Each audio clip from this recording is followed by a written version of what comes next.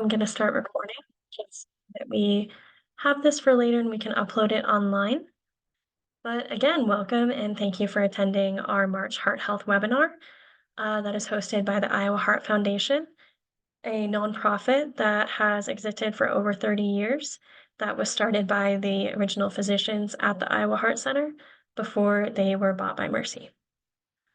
Here we are really focused on improving and committed to heart health education and decreasing rates of heart disease in the Iowa communities.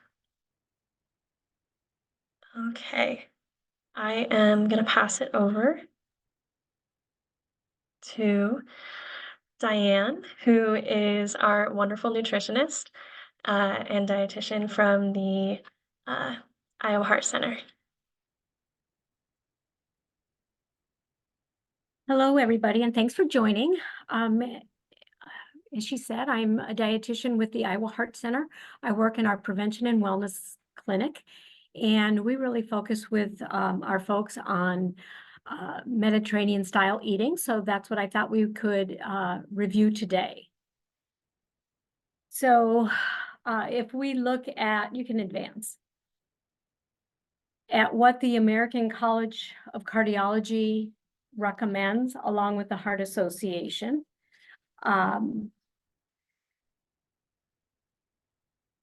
They recommend lots of fruits and veggies, whole grains.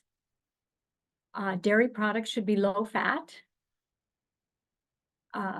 Protein sources recommended are primarily fish, poultry, and beans and legumes. Types of oil that are recommended are more the poly and monounsaturated fats and limitation of saturated fats. And they also recommend that we limit the amount of added sugars that we use along with red meats. They recommend the reduction of trans fats, and trans fats are those man-made saturated fats. So they'll take a liquid oil and chemically put it through a process to make it saturated. And we found over time that those are not good for us. They actually can contribute to poor health outcomes. The other thing that is recommended from ACC and the Heart Association is that we reduce our saturated fat intake to less than 5 to 6% of our total calorie intake.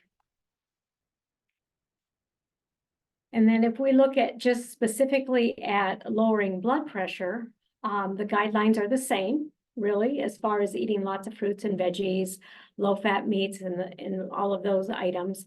The next layer for lowering blood pressure is related to sodium. And it's recommended at least that the sodium intake be reduced to under 25 or under 2,400 milligrams of sodium per day.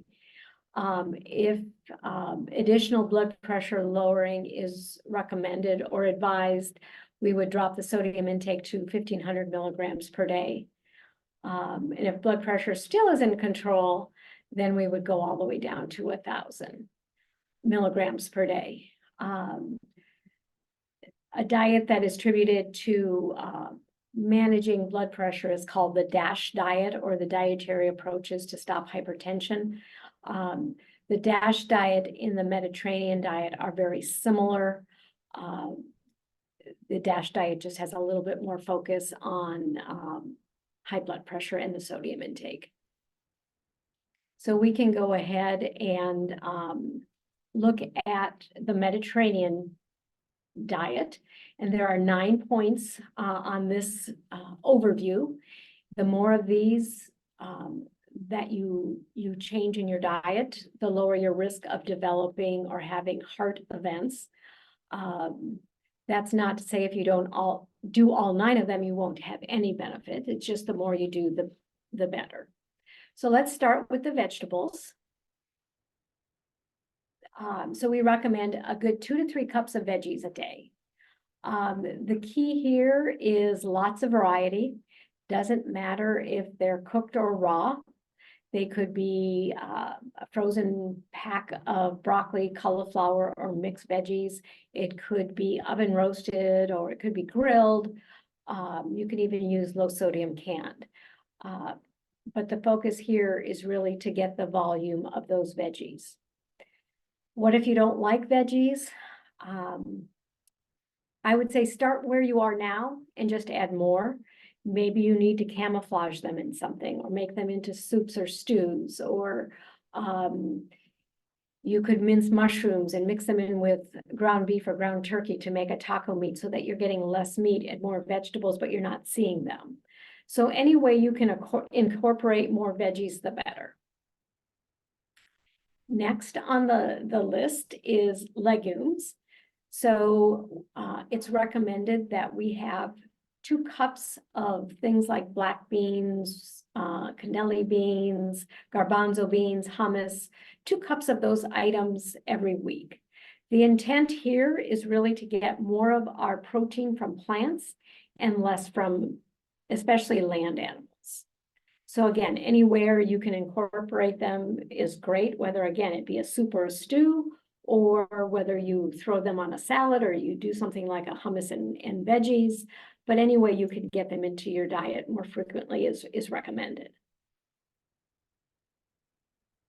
Fruit would be the next thing that we look at, and we recommend 1 to 3 servings daily. And here again, it's variety that we're looking for. So lots of color is what's recommended. And here again, it can be fresh, frozen, or canned.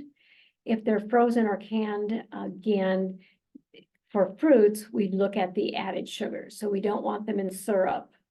We want them in their own fruit juice or packed in water.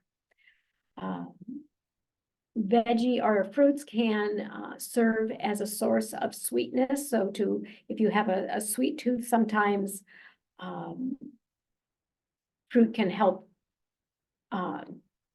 manage that desire for that sweetness. I recommend fruits even as your dessert, whether it be like a berry compote or we have a picture of grilled pineapple slices. When you're grilling some of the fruit, sometimes the natural sugar in the fruit caramelizes and it has a nice sweet flavor. So again, any way you can incorporate more fruits, and again, eat a rainbow. We want more color. So yellow fruits provide some nutrients, reds, purples. So again, lots of variety. Oh, I jumped ahead. So, purples provide some nutrients, reds provide some, yellows, whites, greens. Again, you just want that good variety. Nuts is the next item. We recommend up to 1/4 cup per day. Nuts provide healthy oils, they provide fiber. Here, the thing we want to look at is we don't want the oil roasted and salted variety. We want more like the raw cashew or walnuts or pecans, blanched almonds. And again, 1/4 cup a day. Nuts are fat, so they are also very high in calorie. So that's why we put that guideline as far as 1/4 cup per day. Whole grains we recommend, so we want to get away from as much processed foods as we possibly can. So we want to get rid of the white bread, the white noodles, the white rice, the white pancakes, white flour tortillas, and we want to replace them instead with things like brown rice and wild rice or quinoa. Here we count corn in this category. It's a starchy vegetable, but even in the tortilla range, I would recommend you do more of a soft corn tortilla over a flour tortilla. You want to get the whole grain, which has more nutrients. It's not, when they refine a grain, what they do is they take out the bran and the germ and they leave just the starchy part. So we want the nutrients and the fiber to be a part of the whole grain. When I hear people describe what they view as Mediterranean, they often say, oh, there's too many carbs in the Mediterranean diet. And really not so much. We really recommend moderation on this group of foods as well.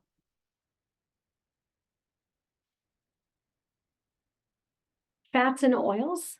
the focus here is really to try to get away from the saturated fats in our diet. Again, the Heart Association recommends that only 5 to 6% of our calories come from saturated fats. Saturated fats are largely from animal sources. So things like butter, cream, sour cream, tropical oils like coconut and palm oil are saturated fats. So those are the ones we want to minimize the most. And we want to go more with the poly and the monounsaturated fats would be like your olive oil or avocado oil, soft tip margarine, sunflower seeds, avocados. All of those are really good sources of unsaturated fats. Fish is recommended at least 2 servings a week.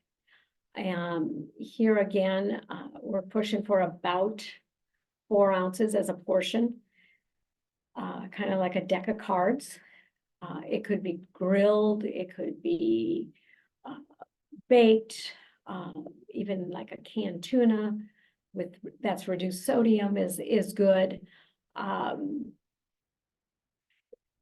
Salmon is often recommended because it has a healthy omega-3 fatty acids in it, but something like cod is so low in saturated fat that it's, again, not contributing to saturated fat, so that's beneficial as well.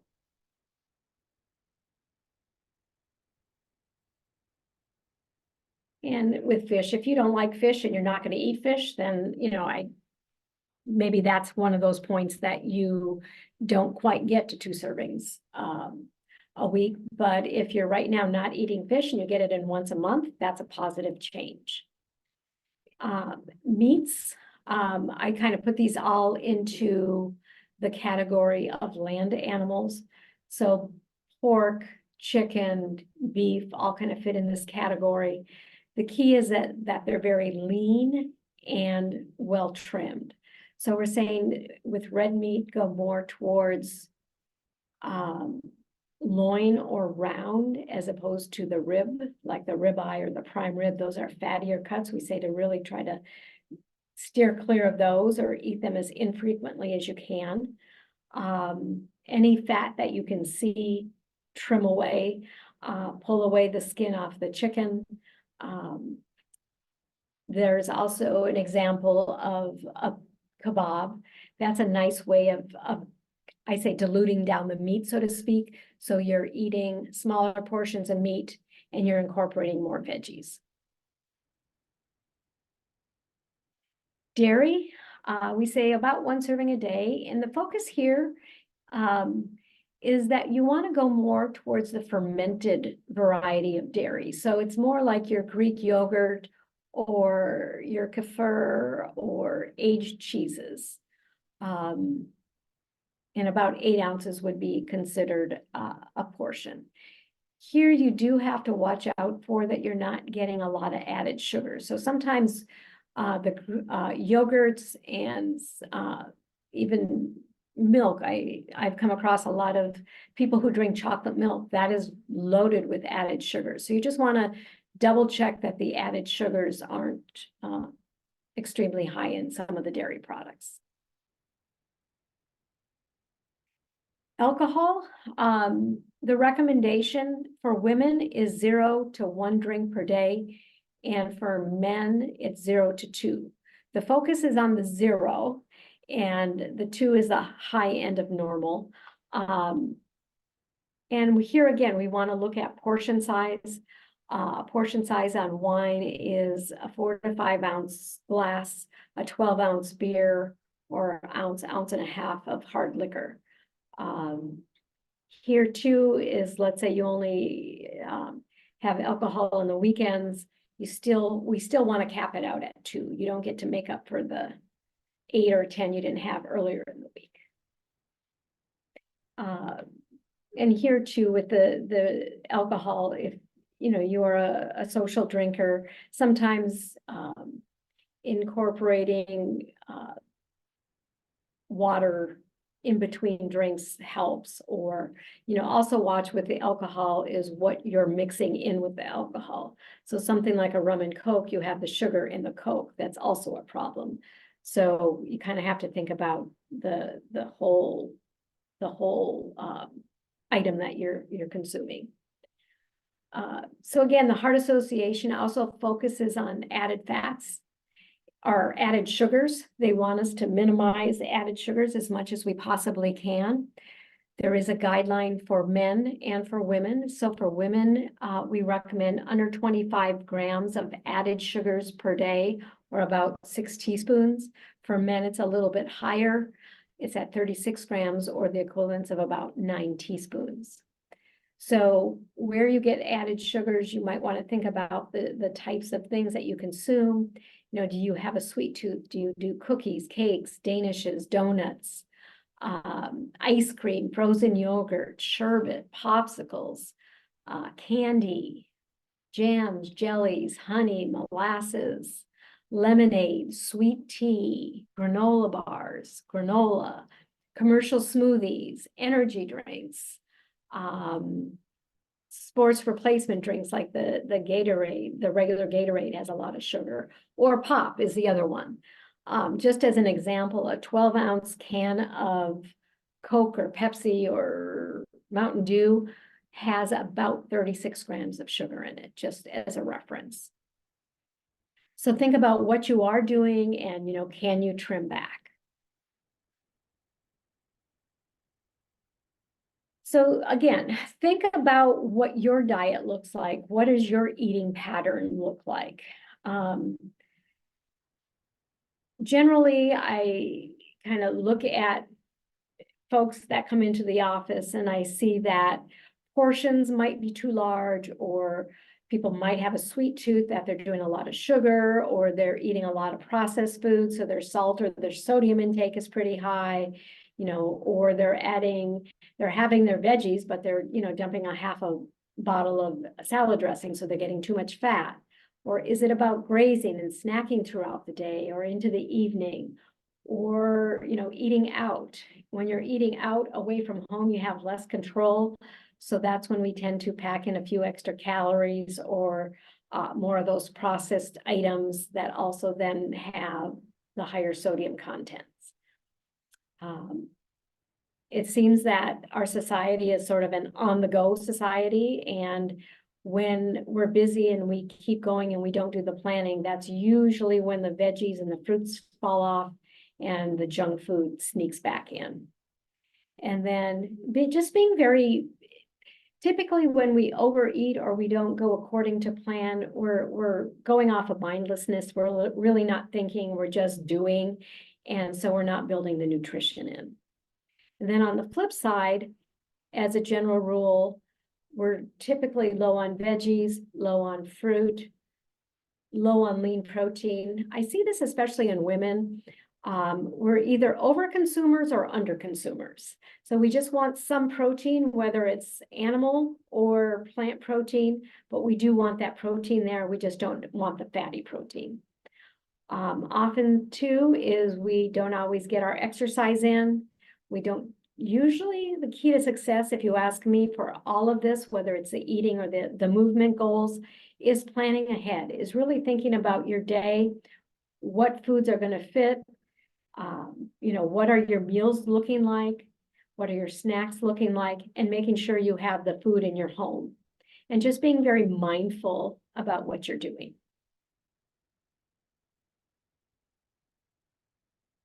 Portion control is a big, big part of all of this. I like the picture at the bottom of the screen where half your plate really should be your veggies. And then the other half is really broken down between your protein source, whether it be chicken, fish, eggs, beans. And then the other quarter, the other part is your starch, your whole grains, your starchy potato, or your starchy vegetables like potato or corn. So, really focusing on that vegetable. Most of us get the top half, but when we're in a hurry and we're not planning, I generally see that people are forgetting that bottom half. And your hand can, you don't have to carry measuring cups with you everywhere you go. But basically your thumb is about a tablespoon. The tip of your thumb is about a teaspoon. A fist amount of fruit. The palm of your hand is about 3 to 4 ounces, and that would be a good guide for your protein source. Your starch is that fist as well. And then if you open your hands and you fill the whole palm of your hand with the veggies, that would be a guide. So more on the veggies, less on the starch, and moderate on the protein. I put together 3 sample days of food intake. Day 1 is 2 eggs, buttered toast, hash browns, bacon. Lunch is a turkey sandwich with a bag of chips. Supper is 3 pieces of pepperoni pizza, and then a bowl of ice cream in the evening. So this came to about 20, and these were moderate portions. These weren't extensive portions. Calories, about 2,420 calories, 96 grams of protein, 40%, 41.6% of these calories came from fat. In general, we're shooting for about 33%. Saturated fat, again, remember the Heart Association recommends 5 to 6% from saturated fat. This particular day is 15% saturated fat. Sodium is 5,500 milligrams, and that's without salting anything. That's just what's in the foods that we chose for this day. Sample day number 2 is I dropped off, instead of, if you're out in a restaurant ordering toast, I would say order it dry and you put some margarine on it. So here I put the margarine on sparingly. Instead of the hash browns, I threw in a cup of fruit. And instead of the bacon, I threw in turkey patties. And then still the same lunch, but an apple instead of the chips. And then at supper, instead of 3 slices of pepperoni, I cut the pepperoni pizza down to 1 slice of pizza with a salad with some dressing, and then still the bowl of ice cream. So we trimmed the calories down to about 1,800. Protein is 72 grams. Saturated fat is down to about 13%. The sodium dropped down to 3,670 milligrams, which is still above our recommendation. So we still can do more work. So sample day number 3, I switched to Greek yogurt, granola, and berries, so kind of a yogurt parfait type thing. I moved the snack from the evening to earlier in the day, and instead of ice cream, I put fruit and nuts. And then instead of a sandwich at lunch, we did a green salad with some almonds, some chicken breasts, and some Triscuits. And then supper, instead of the pepperoni pizza, we did 4 ounces of salmon, some sweet potato, cauliflower, and then incorporated some olive oil when we cooked those vegetables. So we dropped the calories now down to 1,527. Protein is still pretty liberal at 89. Fat is at 30%. Saturated fat is down to 6%. And the sodium is under 1,000. So to me, this isn't necessarily an way out there kind of meal. So this is kind of an average-ish meal, but it's just thinking about it and planning it. So it is doable to keep the sodium content down. And if you look here too, I didn't focus on it in the beginning 2 meals, but the other 2 meals had fiber at 18 grams. This is 40 grams. And we should be shooting for at least 25, closer to 34 to 40 milligrams of fiber every day. And that's largely from whole grains, fruits, nuts, and veggies. So again, it is a doable type of eating plan.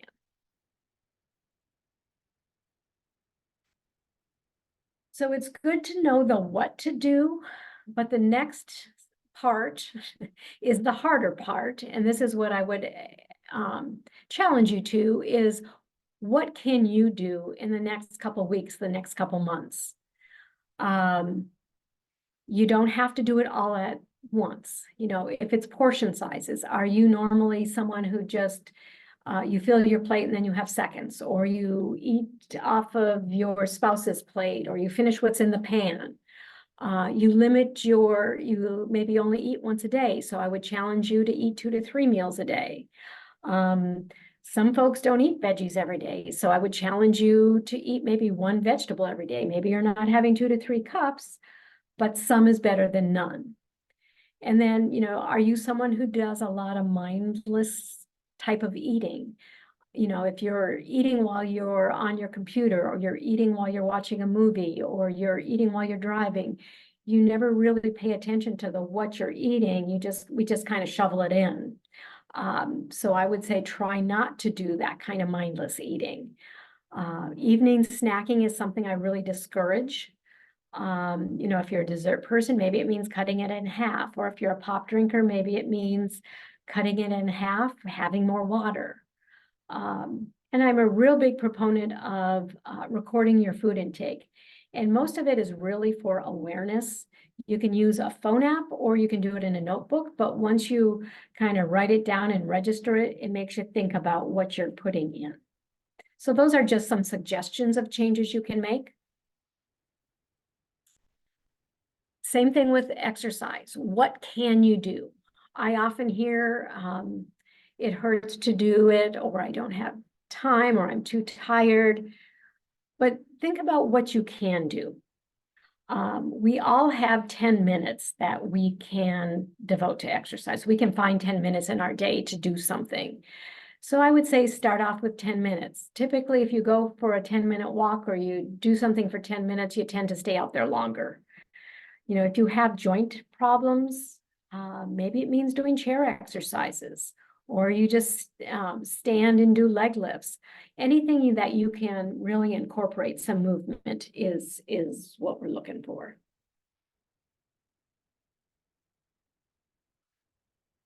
Make goals.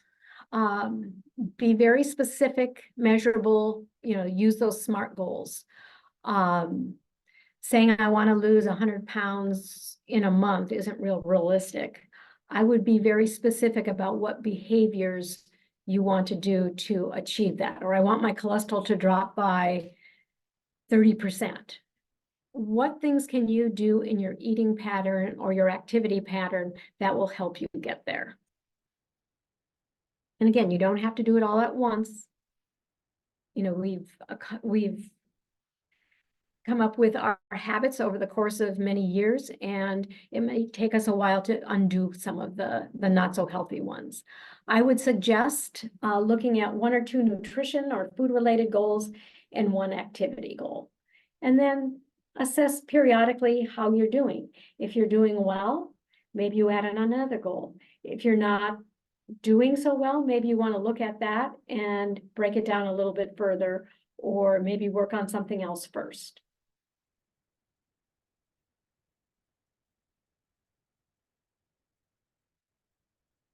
So here at Iowa Heart Center, and this is where I work, we have a prevention and wellness clinic. Dr. Martin is our medical director, and we have offices throughout the state of Iowa.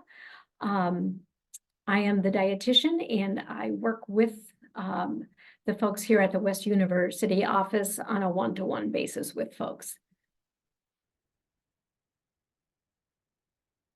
So if you do have any questions, you can put them in the chat.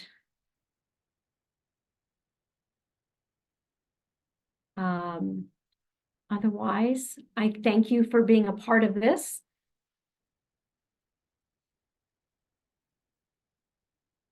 And I believe this happens monthly.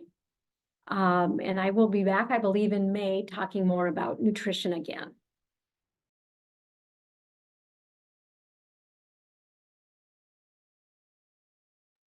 Yeah, like Diane said, this is going to be a monthly webinar.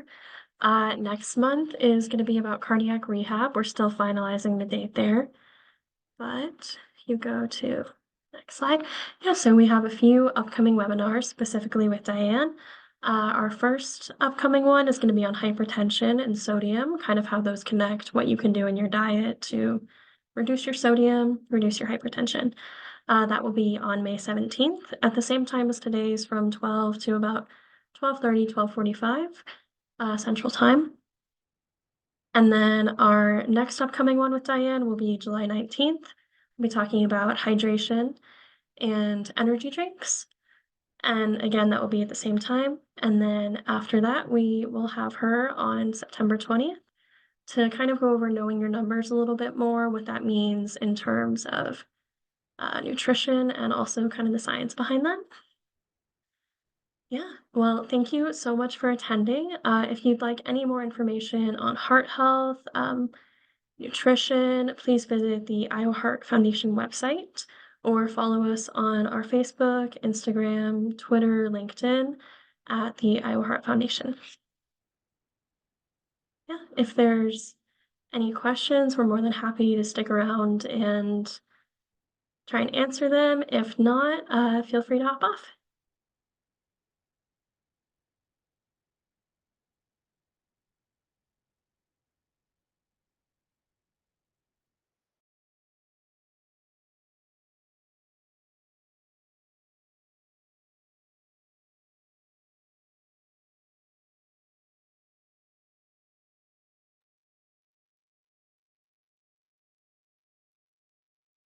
All right, thank you so much. Have a nice day.